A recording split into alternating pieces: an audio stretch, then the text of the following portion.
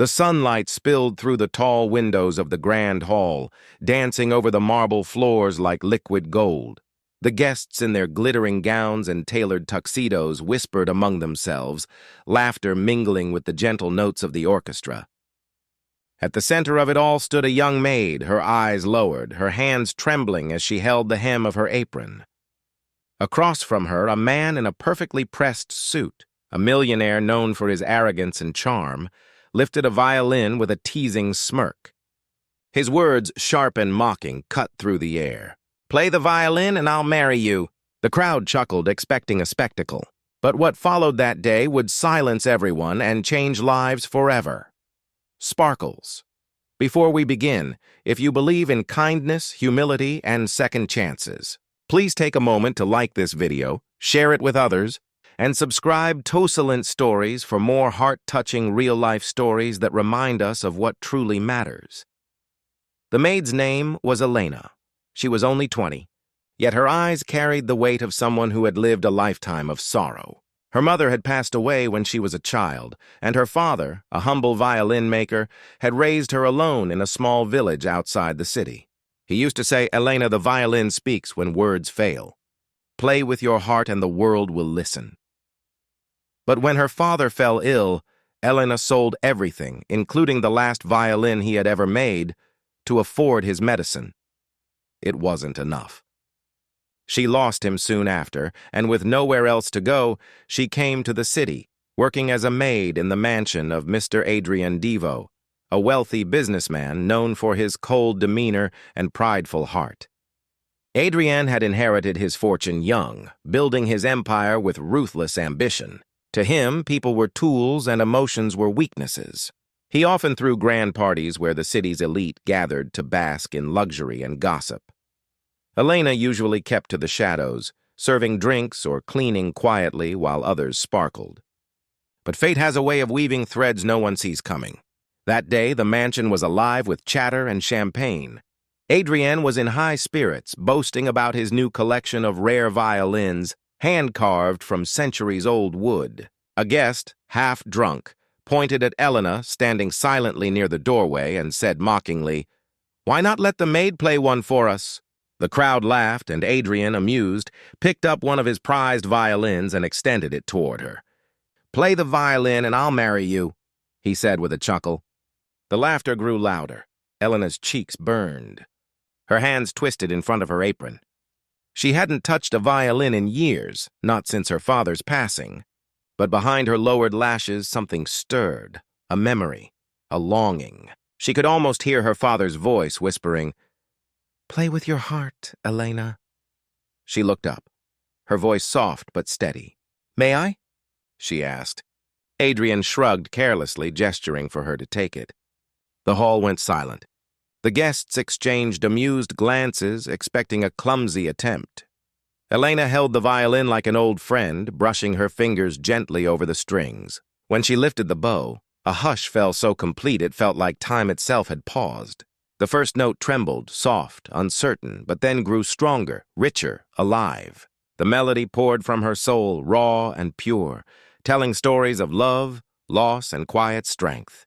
It wasn't just music. It was emotion made sound. Her playing carried the ache of night spent crying alone, the warmth of her father's voice, the hope that maybe kindness still existed in a world that had forgotten her. People stopped breathing. Even Adrian's smirk faded. The sound filled the entire hall, reaching corners untouched by laughter or vanity. Some of the guests wiped their eyes. When the final note faded, the silence that followed was sacred, the kind of silence that comes only after something holy. Elena lowered the violin, her eyes glistening. Adrian stood motionless, staring at her as if seeing a human being for the first time. His chest felt tight, and for once he didn't know what to say. Slowly, the room erupted, not in laughter, but in thunderous applause. Guests rose to their feet, clapping, cheering, calling her name. But Elena didn't smile. She simply bowed her head and whispered, "Thank you," before walking quietly toward the door. That night haunted Adrian. He couldn't sleep. The melody replayed in his mind again and again.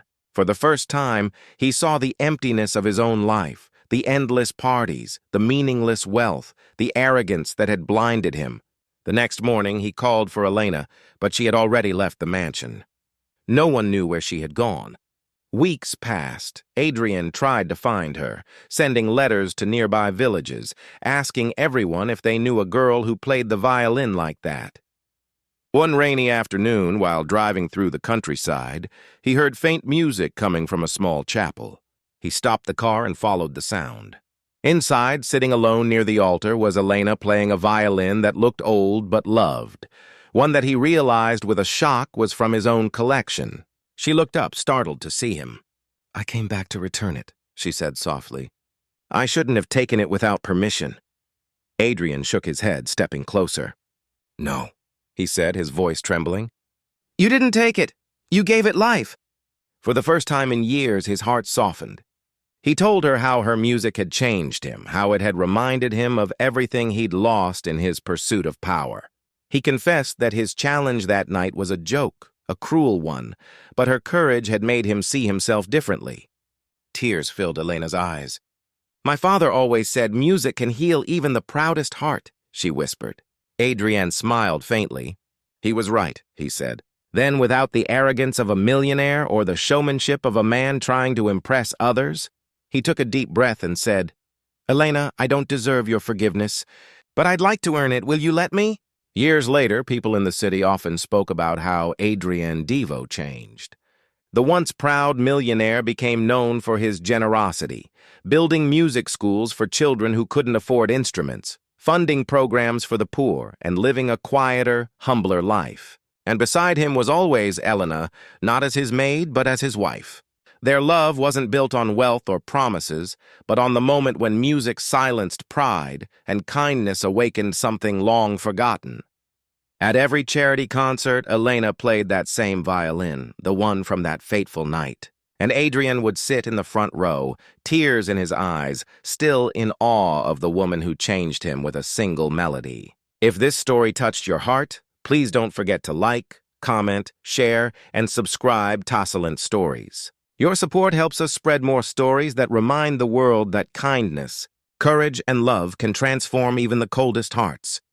Before you go, tell us in the comments, what do you believe is stronger, wealth, or the power of a kind and humble heart?